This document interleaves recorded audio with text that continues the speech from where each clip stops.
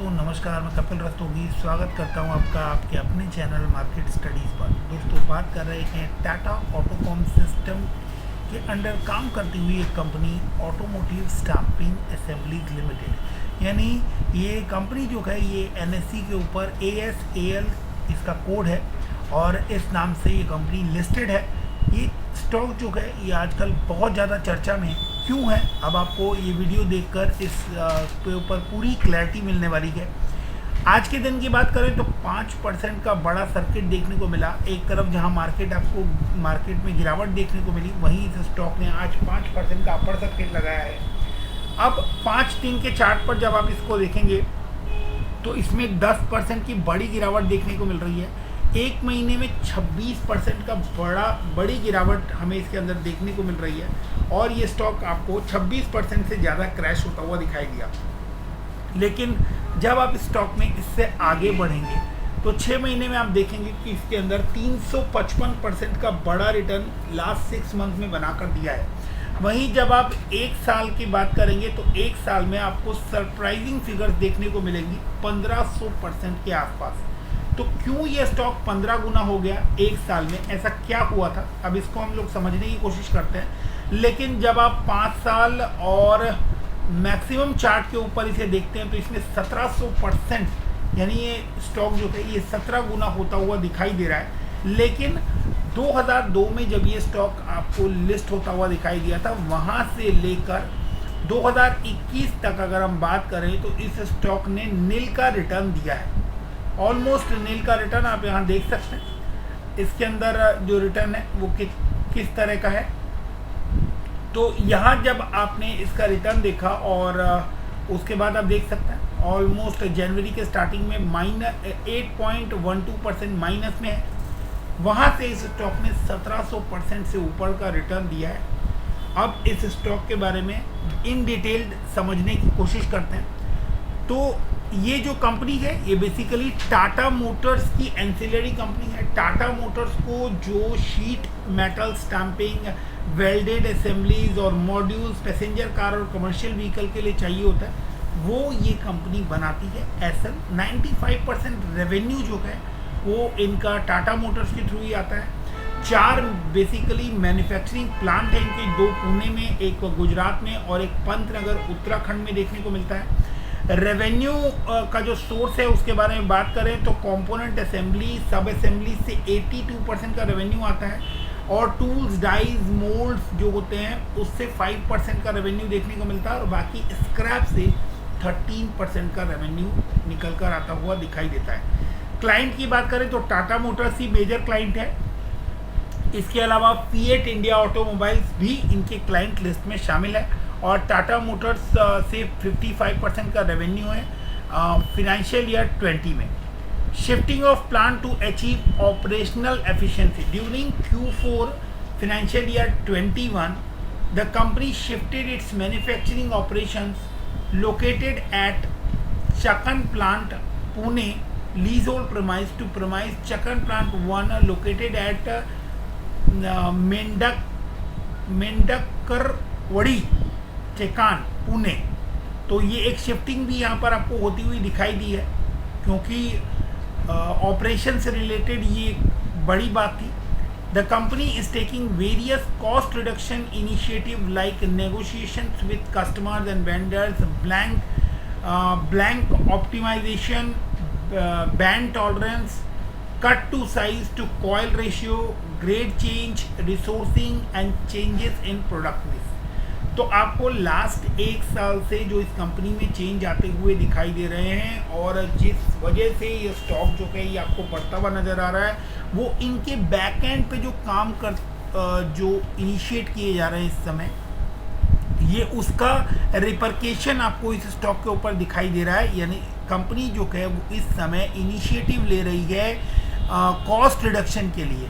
Company ने अपने date कम किए हैं और यहाँ पर और बहुत सारे ऐसे काम हो रहे हैं जिसकी वजह से आने वाले टाइम में ये कंपनी जो है ये आपको प्रॉफिट्स में आती हुई दिखाई देने वाली है। SL has receive support via unsecured loan from TACO, तो जो टाटा की कंपनी है, and Tata Capital and ICDs from Tata Autocom और Hendrickson suspension private limited to ensure timely date servicing and meet other funding requirement. तो अब इनकी funding requirement भी आपको पूरी होती हुई दिखाई दे रही है टाटा ग्रुप के थ्रू, और हेंड्रिक्सन सस्पेंशन के थ्रू आपको इनके पास फंड आते हुए दिखाई दे रहे हैं। TACO provide a letter of comfort of 9.9 crore to SBI, rupees 9.3 crore to HDFC bank and rupees 53 crore to Tata Capital Finance Services with respect to credit facility availed by the company. तो company को जो फंड की रिक्वायरमेंट है उसके लिए टाको जो है वो इनको सपोर्ट करते हुए नजर आ रहे हैं। कुछ लैंड इन्होंने सेल की है, उसके बारे में भी समझ लेते हैं। The company has approved the transfer of ownership right of the long land along with the building located at Halol Gujarat. वहाँ पर इन्होंने अब इनके पास जो लैंड थी उसको सेल ऑफ कर दिया, और सेल करने के बाद उस प्रोसीडिंग का इस्तेमाल जो है इन्होंने डेट रिडक्शन के लिए किया है। The land along with the building located at मैदान करवाड़ी चेकान पुणे के अंदर ये लोकेटेड थी। और अब बात करते हैं कंपनी के फोकस की। The company has been pursuing new business opportunity in off road segment, commercial vehicle and three-wheeler segment by targeting greater share of business from existing and new customer and ramp up of business utility vehicle।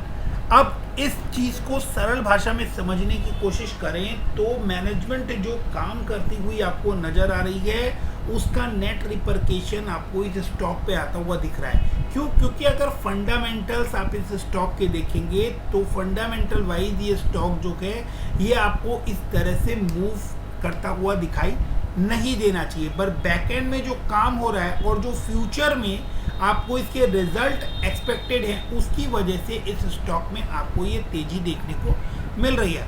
मात्र 832 करोड़ की market cap के साथ ये stock आपको काम करता हुआ नजर आ रहा है। 522 रुपये इसका करंट प्राइस है, 925 रुपये इसने अपना ऑल टाइम हाई बनाया, यानी 50% के आसपास आप कहें 50-60% के 40 to 50% के आसपास आपको ये स्टॉक जो है ये आपको करेक्ट होता हुआ दिखाई दे रहा है। ओनली 31 रुपीज़ जो है वो इसका ईयरली लो है। बुक वैल्यू माइनस में है, -22.5। ROC जो है वो 12.6 है, लेकिन रिटर्न ऑन इक्विटी की फिगर जो है वो यहाँ अवेलेबल नहीं है। स्टॉक अभी तक स्प्लिट नहीं हुआ है, फेस वैल्यू 10 रुपीज़ की है और डिविडेंड कंपनी पे नहीं करती है। हालांकि 1700% का रिटर्न लेने के बाद डिविडेंड कंपनी ना भी दे तो कोई निवेशकों को कोई ऐसा मलाल जो है वो नहीं होने वाला है। लेकिन अभी जब हम चार्ट के ऊपर इसको देखेंगे तब हमें समझ में आएगा कि इसके अंदर निवेशक इस समय खुद को क्यों फंसा हुआ महसूस कर रहे हैं। डेट जो है वो 82 करोड़ का है, इंडस्ट्री पी 26.5 का है।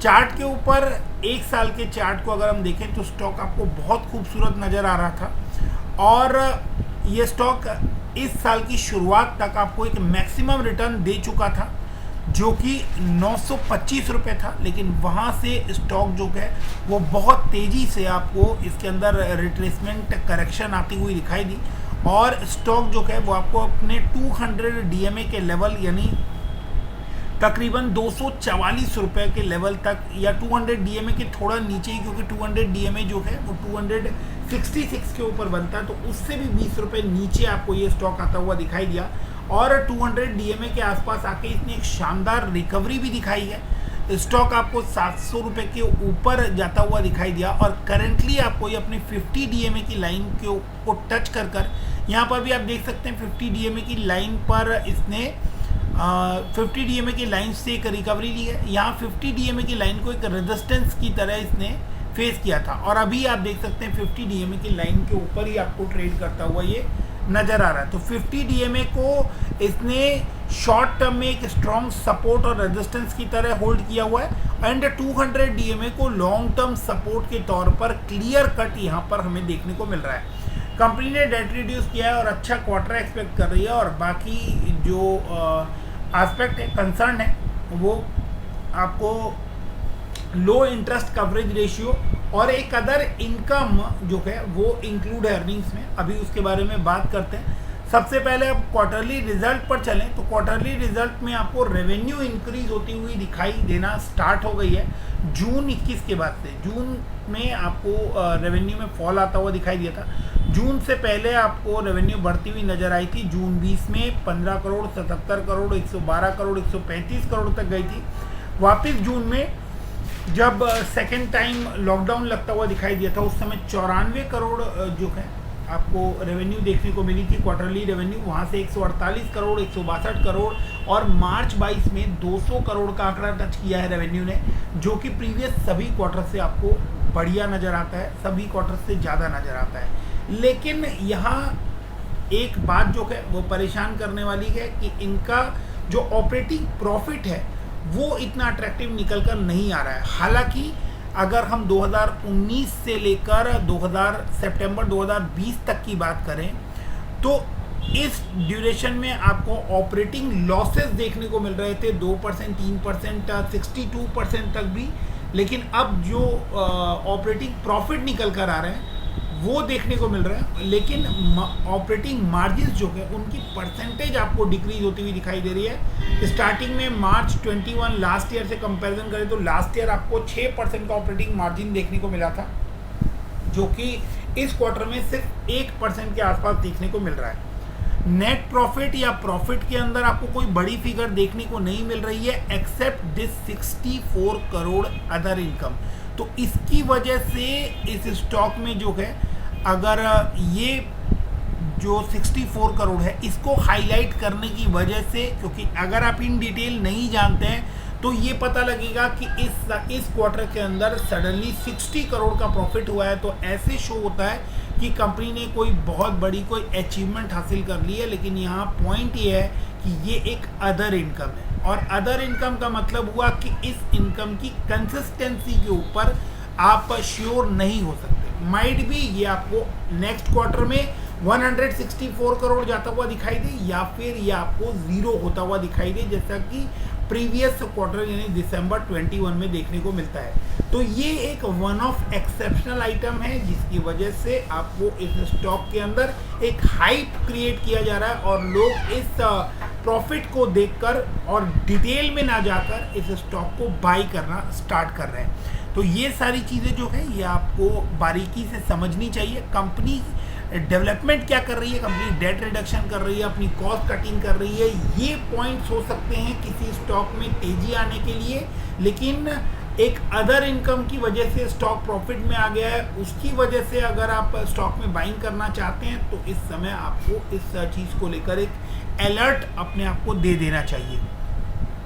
बात करें ऑपरेटिंग मार्जिन, ऑपरेटिंग प्रॉफिट की ईयरली बेसिस पर तो 3% का प्रॉफिट यहाँ पर हमें देखने को मिल रहा है, जो कि एक डिसेंट, अगर इससे ही इसका कंपैरिजन करें पास से तो एटलीस्ट लॉस में नहीं है। ऑपरेटिंग मार्जिन जो है वो 3% के हैं। और रेवेन्यू की बात करें तो प्रीवियस ईयर से ऑलमोस्ट आपको डबल होती हुई रेवेन्यू नज़र आ रही है। 339 करोड़ के कंपैरिजन में 608 करोड़ की रेवेन्यू देखने को मिल रही है, जिसका इम्पैक्ट आपको इस स्टॉक के ऊपर आता हुआ दिखाई दे रहा है। अदर इनकम 62 करोड़ की है और जो मार्जिन्स निकल कर आए हैं वो और प्रॉफिट बिफोर टैक्स वो 52 करोड़ के हैं और कोई टैक्स इसके अंदर है नहीं, तो आपको यहाँ पर 52 करोड़ का ही नेट प्रॉफिट देखने को मिल रहा है। बैलेंस शीट की बात करें तो 16 करोड़ का शेयर कैपिटल है। रिजर्व्स जो है वो माइनस में है, लेकिन रिजर्व्स जो है वो भी आपको माइनस में कम होते हुए नज़र आ रहे हैं, यानी यहाँ पर भी हमें 50% से ज़्यादा रिजर्व्स बढ़ते हुए नज़र आ रहे हैं। बोरोइंग्स भी कंपनी ने 150 करोड़ के रेंज से 82 करोड़ पे ले आई है, तो बोरोइंग्स कम करना भी कंपनी के प्लस पॉइंट्स में आता है। तो ये सभी जो हैं ये रिजर्व माइनस में थे तो वो माइनस में भी अब आपको कम होते हुए नज़र आ रहे हैं, तो यानी कि 50% का अप्रिशिएशन रिजर्व में है और तकरीबन 50% का रिडक्शन जो है वो आपको बोरोइंग्स में देखने को मिल रहा है। 158 करोड़ के कंपैरिजन में 82 करोड़। तो ये सारे पॉइंट जो हैं ये इस कंपनी को यहाँ इंडिकेट कर रहे हैं कि ये सारे इसके अंदर प्लस पॉइंट है, तो आपको इसके अंदर इंटरेस्टेड होना चाहिए। DIIs और FIIs ने अभी इससे दूरी बना रखी है, अभी उनका कोई इन्वेस्टमेंट नहीं है। 75% प्रमोटर के पास होल्डिंग है और उसमें से कुछ भी प्लेज नहीं है, और स्ट्रेट 25% जो है वो पब्लिक के खातों में दिखाई देती है। तो एक बड़ा शेयर जो है वो डायरेक्ट पब्लिक के हाथ में है, पब्लिक एट लार्ज के पास। तो आपको इसीलिए ये स्टॉक जो है ये 1000 रुपये का जाने के बावजूद ये स्टॉक जो है ये आपको सर्किट टू सर्किट चलता हुआ नज़र आता है। अब बात करते हैं स्टॉक में क्या क्या लेवल्स हमें देखने को मिले हैं। तो जब ये स्टॉक आपको बॉटम टच करता हुआ नज़र आया 232 रुपये, वहाँ से अगर हम इस स्टॉक को देखना स्टार्ट करें और मैं इस कैंडल की जगह अगर इसको लाइनिंग कर देता हूँ तो आप लाइनिंग में देख सकते हैं यहाँ आपको ये स्टॉक सपोर्ट लेता हुआ दिखाई दे रहा है। तो ये सपोर्ट आया 245 रुपये के लेवल, 240 रुपये के लेवल पर, और ये सपोर्ट आपको आता हुआ दिख रहा है तकरीबन 398 रुपये के लेवल पर, और ये सपोर्ट 581 रुपये के लेवल पर। यहाँ आपको ये स्टॉक रेजिस्टेंस फेस करता हुआ नजर आया एक बार और दो बार। जब सेम लेवल पर दो बार आपको स्टॉक रेजिस्टेंस लेता हुआ नजर आता है तो स्टॉक के अंदर फॉल आता हुआ दिखाई देता है। लेकिन यहाँ देखने वाली बात यह है कि इस स्टॉक ने 541 रुपये के लेवल पर दो बार बॉटम भी बनाया है।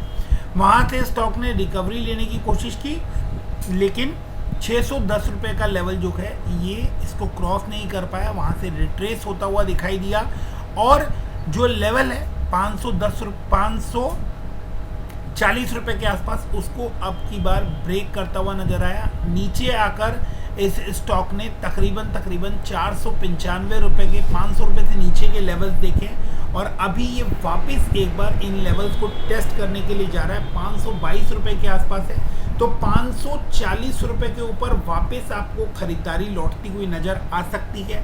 लेकिन इस स्टॉक में वापस आपको मोमेंटम कब नज़र आने वाला है, जब ये स्टॉक आपको 610 रुपये के ऊपर, 600 रुपये के ऊपर क्लोजिंग देकर वहाँ पर रुकना स्टार्ट करे, वहाँ पर आपको सस्टेन करता हुआ नज़र आए, तो फिर आपको इस स्टॉक में वापस वही तेज़ी लौटती हुई नज़र आएगी।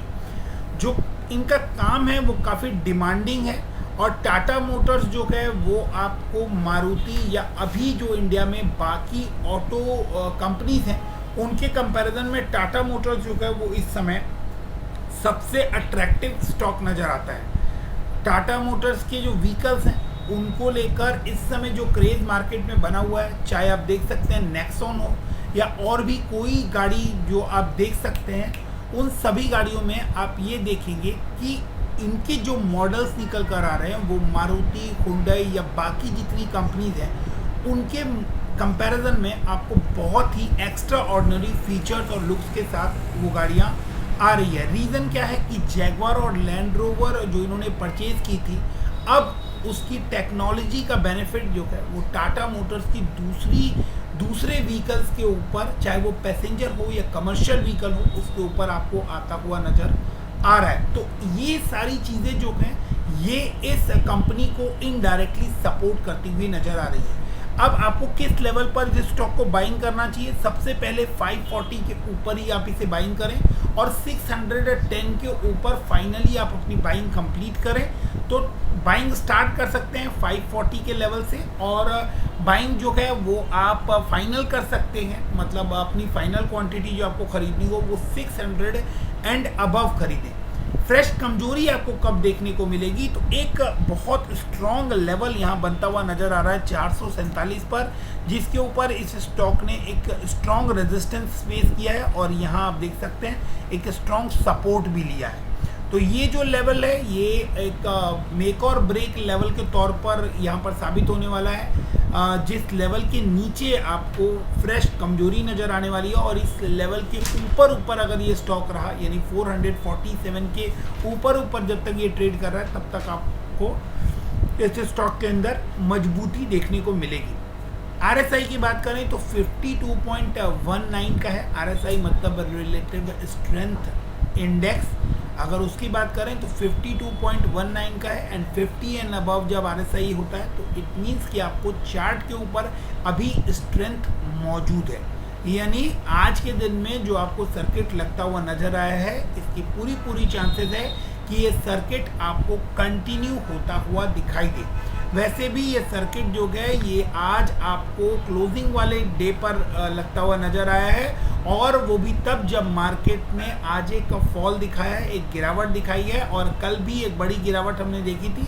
इसके बावजूद इस स्टॉक के अंदर आज आपको एक सर्किट लगता हुआ नज़र आया। तो इन लेवल्स के ऊपर और इस स्टॉक के ऊपर बिल्कुल नज़र बनाए रखिए, लेकिन फंडामेंटल्स के ऊपर सबसे पहला फोकस रखिए। स्टॉक आपको क्यों तेजी दिखा रहा है और आपको किस लिए उस स्टॉक को खरीदना चाहिए, ये आपको पता होना चाहिए, ना कि ये कि इस स्टॉक में सडनली आपको 60 करोड़ का प्रॉफिट देखने को मिल गया और अब ये स्टॉक जो है आपको सडनली प्रॉफिट में आता हुआ दिखाई दिया है, तो अब इस स्टॉक में आप बाइंग स्टार्ट कर दें।